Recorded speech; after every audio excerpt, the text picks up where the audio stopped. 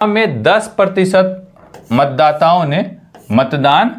नहीं किया, 10% वोटर जो है वोट नहीं गिराया, केवल 2 उम्मीदवार थे इसमें, ठीक है ना, ओनली 2 लोग जो है वो चुनाव लड़ा, 10% वोट नहीं गिराया, ठीक। विजेता को कुल पंजीकृत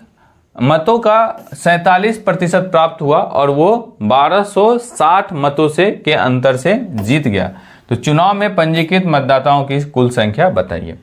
देखिए 100 टोटल, अगर मान लीजिए उसमें इंडोल था, टोटल जो वोटर का संख्या था वो 100 था, 10% नहीं दिया, तो 10% नहीं दिया तो कितना दिया होगा, तो 90% लोग वोट दिया होगा। और एक को मिला कितना, 47%, तो एक को अगर टोटल का 47% मिलता है तो दूसरे को कितना मिलेगा,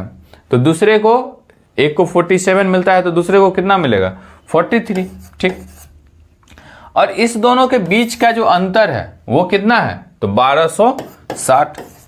लेकिन यहां यूनिट में अगर अंतर देखें तो यूनिट में अंतर कितने का है, तो 47 और 43, 47 और 43 में 4 यूनिट का अंतर है, यानी कि 4 यूनिट जो है वो रिप्रेजेंट कर रहा है, बहुत आसान क्वेश्चन है ये, 4 यूनिट रिप्रेजेंट कर रहा है 1260 का को, तो इसका मतलब ये है कि 1 यूनिट रिप्रेजेंट करेगा 1260 बटा 4, 4 तिया 12 और फिर 4 से करेंगे तो